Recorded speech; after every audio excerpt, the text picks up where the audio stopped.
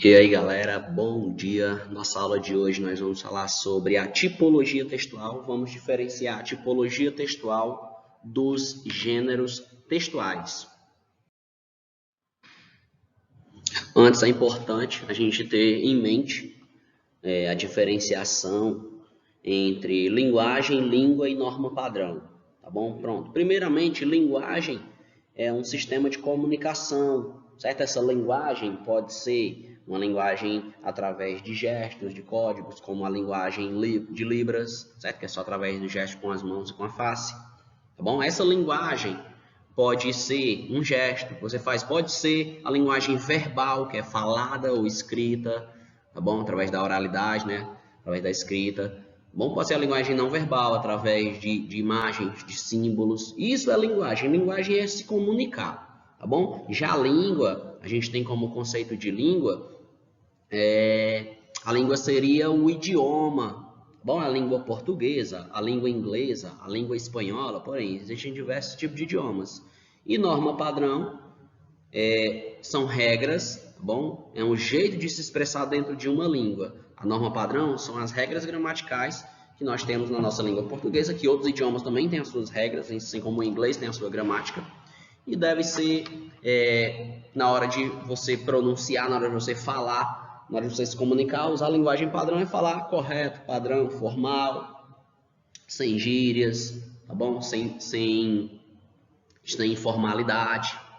Isso é a linguagem padrão formal, é a linguagem mais apreciada, utilizada, por exemplo, nos telejornais. Pronto, agora nós temos aqui os tipos de texto, certo? Então, como eu já expliquei para vocês, ó, linguagem, vai ser uma língua escrita, sinais, cinematográfica, certo? Sinais, sons, né? Já expliquei para vocês. A língua vai ser uma estrutura gramatical, né? Um idioma, né? Que um grupo coletivo fala, né? Um grupo de pessoas, um país, né? Fala uma determinada língua. Aqui no Brasil nós falamos a língua portuguesa, porque fomos colonizados por Portugal.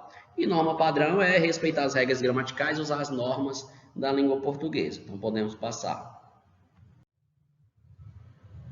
Pronto, chegamos aqui agora. Ó. A língua escrita ou falada deverá ser adequada ao contexto em que é empregada. Sim, a língua, galera, é como uma roupa que a gente usa.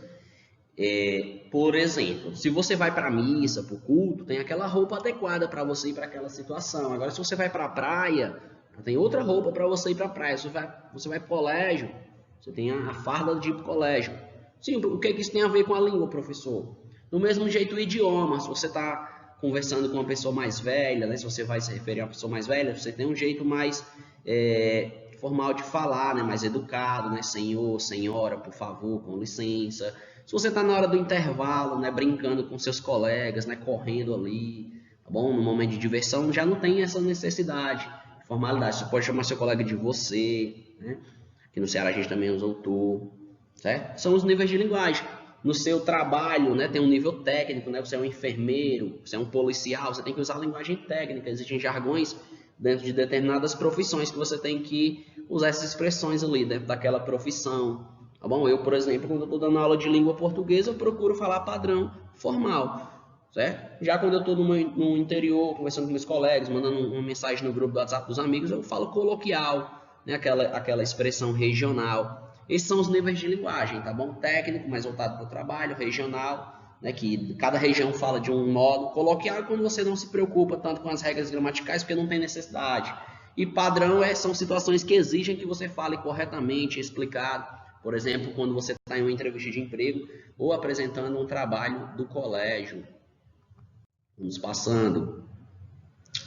Chegamos agora aqui, ó, em exemplos de gírias, ó. E esta é a guria que te falei, bah. Tchê, o que foi? Aqui é uma linguagem típica do gaúcho, né? Depois temos o baiano. Oxe, lá ele. E parece que ouvi a galera do trio me chamando. Aqui já é uma linguagem mais voltada para o baiano, né? Uma linguagem aí regional, né, pessoal?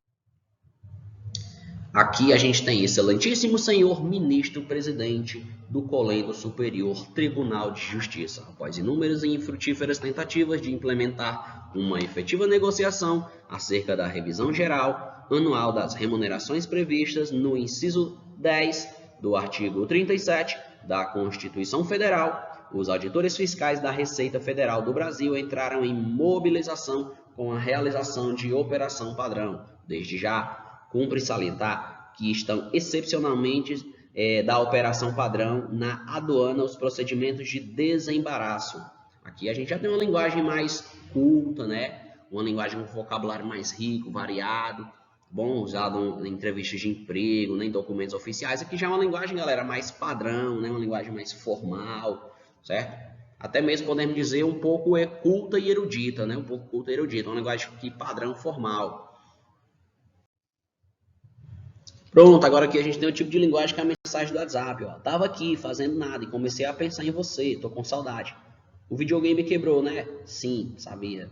Aqui é uma linguagem que tem uma maior liberdade gramatical, uma linguagem que tem um vocabulário mais simples, coloquial, emprego de palavras abreviadas, né? Contrações, uma conversa informal, descontraída, né? Quando você está conversando com seus amigos no WhatsApp, bom? Então aqui seria uma linguagem informal, você iria marcar, linguagem informal. Gíria. Gíria, pessoal, é um fenômeno linguístico que é falado em diferentes regiões, por diferentes grupos sociais. Os jovens têm um jeito de se expressar, certo? Mulheres conversando têm um jeito também, tipo de se expressarem, diferente dos meninos, dos homens, né?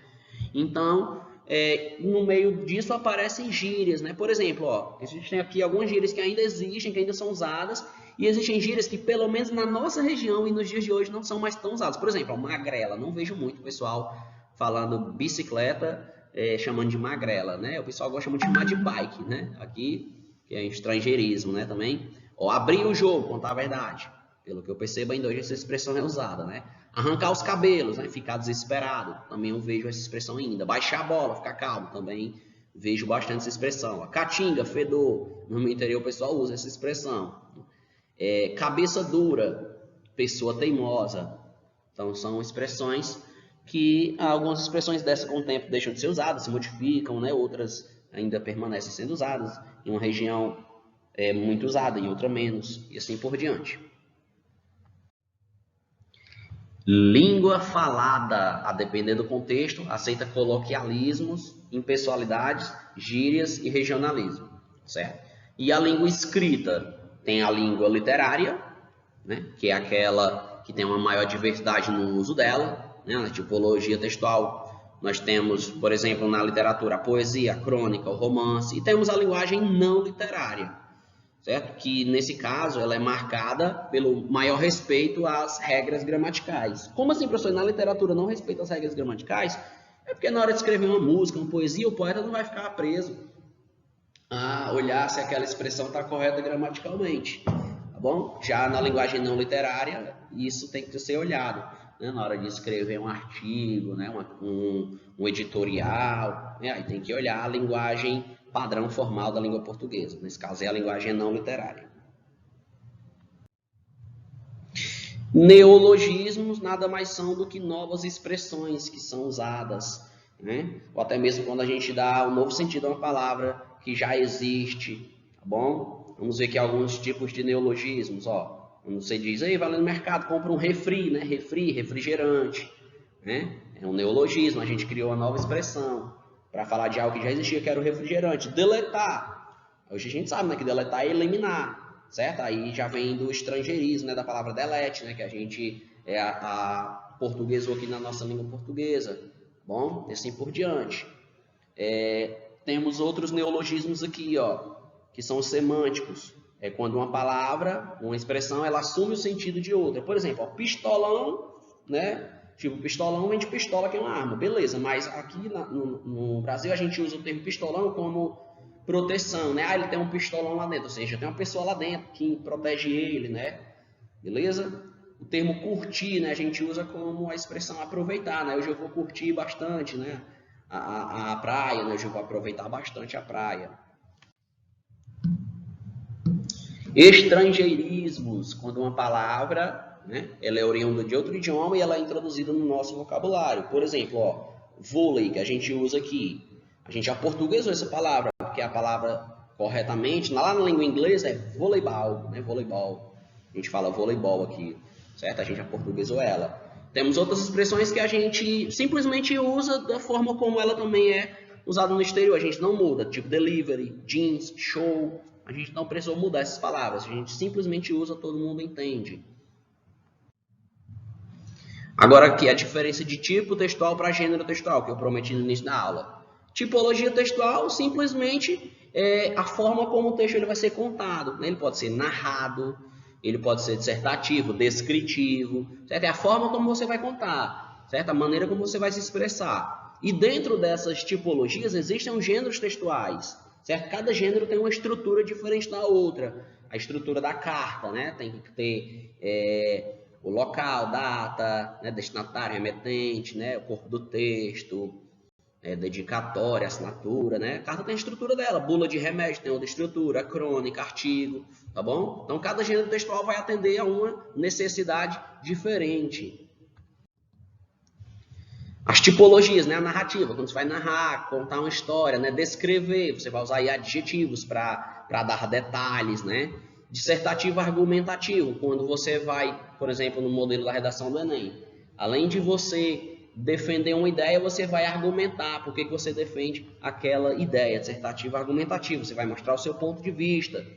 Dissertativo expositivo, né? Você vai defender uma opinião específica, tá bom? Você vai expor, certo? Ideias sobre um determinado assunto, você vai defender essas ideias. Injuntivo é quando você vai persuadir, convencer o outro, até mesmo ensinar o outro a fazer alguma coisa, um manual de instrução, uma receita culinária, ensina a gente a fazer alguma coisa, não é isso? Gêneros textuais predominantes que existem. Pronto, dentro do narrativo a gente tem exemplo de conto, relato, depoimento, piada, fábula, crônica, romance, novela, tem vários outros. Dentro do descritivo podemos ter cardápio, anúncio de classificados, panfletos. Dentro do dissertativo argumentativo, nós podemos ter uma monografia, uma crítica, um editorial de jornal, né, revista. Do dissertativo expositivo, a gente pode ter textos científicos, enciclopédias, resumos, tá bom? Dentro dessa tipologia dissertativa e expositiva. Textos injuntivos, eu já falei, mas vamos lá de novo. Temos receitas culinárias, manual de instrução que te ensina a fazer alguma coisa, propagandas. E, por fim, as referências bibliográficas da nossa aula. Então, beleza, galera. Tchau, tchau. Até a próxima aula.